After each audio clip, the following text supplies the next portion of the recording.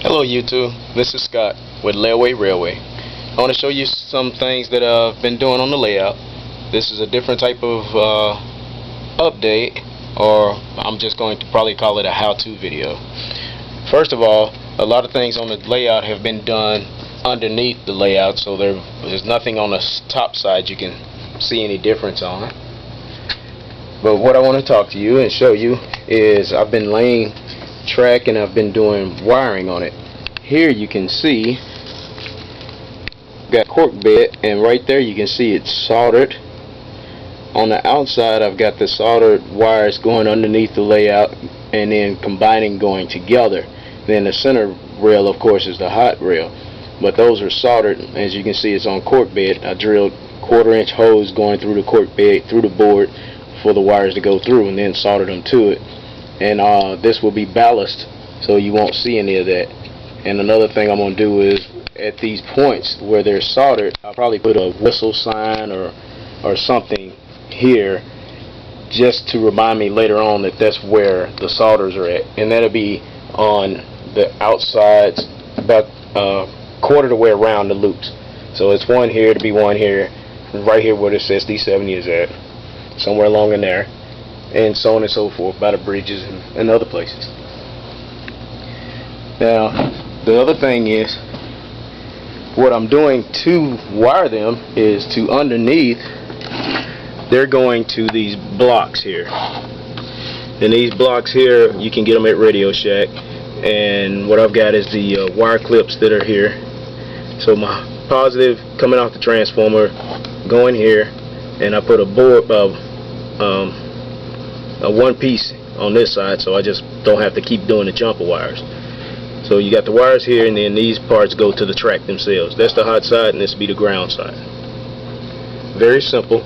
You come from underneath, and then you go to the center of your layout, and you have your blocks to go to each one of your tracks. I'll be using 3 loops, and so I have a total of 6 terminals, two per, 1 hot, 1 ground. And the other thing is, if you know about this is cork board, and you know, you split this and it comes in, is beveled into this in the center.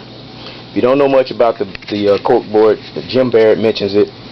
It talks about how he lays track on his layout using cork board. But what I want to show you is what I've been doing on my curves.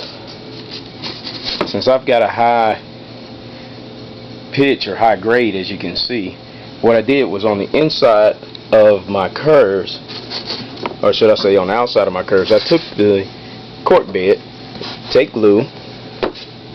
You can buy it, I bought 2 for $1 at Dollar General store, and take the track, take pins, stick pins, and I'll show you what I do here with it.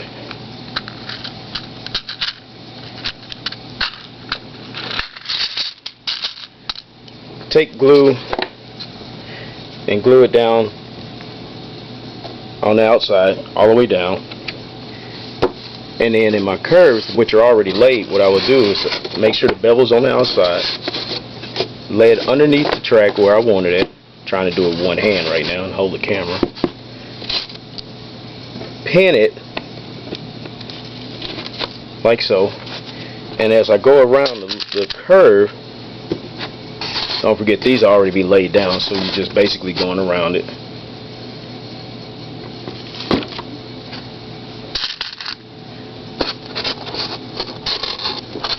And as you can see, it doesn't go anywhere.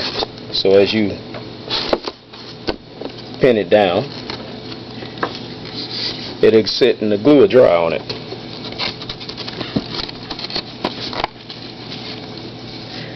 Then what happens is, it further in you go, the higher pitch that you have. So the further in that your cork bed is, the higher the pitch will be on it. So I don't want mine, all of them to be the same. But this is how you would lay it, and you continue on around, and you of course let it sit and let it dry. Then you take the pins out of it.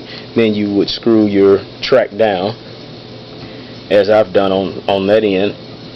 And also, when you get to a point that you want to do your soldering, this is Atlas track here versus the guardrails that I'm running. but you would solder your wires here and here, drill a hole through it, and then underneath the board you would combine, as I did, I combined my outsides together, and then the hot wire going down to the center, and then go back to the terminal blocks. So that's what I've been doing, and like I said, you can't see that work on the outside, but this is what it would look like on the curves. You see how it's only on one side, but it pitches it to the inside.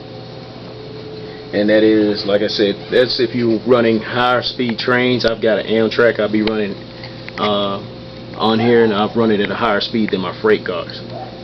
So that's one reason I wanted to do that. And with longer trains, you can pitch it to the inside. If you have your pitches too big, it will tend to pull them off the tracks.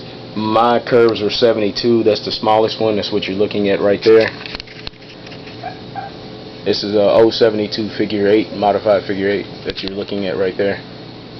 And like I said, so that's something I've been doing and wanted to share that with you. And thank you, and come again.